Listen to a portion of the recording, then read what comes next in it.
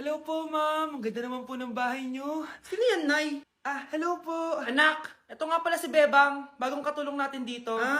Siguraduhin mo lang na magaling ka, ha? Dahil ayoko sa lahat, yung tatanga-tanga. Opo, ma'am. Aayusin ko po yung trabaho ko. Sige na, mag-umpisa ka na maglinis. Sige po.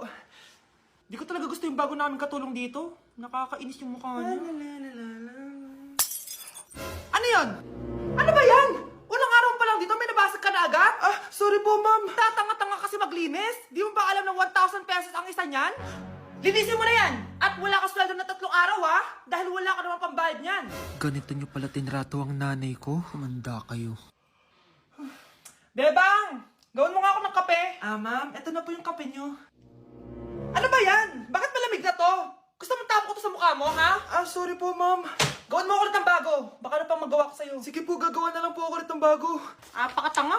Ma'am, ito na po yung mainit niyo pong kape. Sa susunod, huwag kang tatanga-tanga kung ayaw mo mawala ng trabaho. Bebang! Kuhaan mo nga ako ng tubig dito. Ito po, ma'am, yung tubig niyo. Doon ka na nga. Yung makita pagmumukha mo.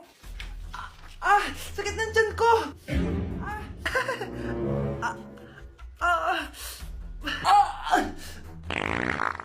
Anak! Lumabas ka muna dyan!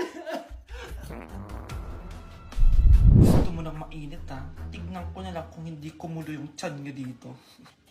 Ma'am, ito na po yung mainit niyo pong kape. Ito po, ma'am, yung tubig niyo. Hindi ko kayo mapapatawad sa ginawa nyo sa nanay ko. Nag-uumpisa pa lang ako sa paghihiganti ko sa inyo.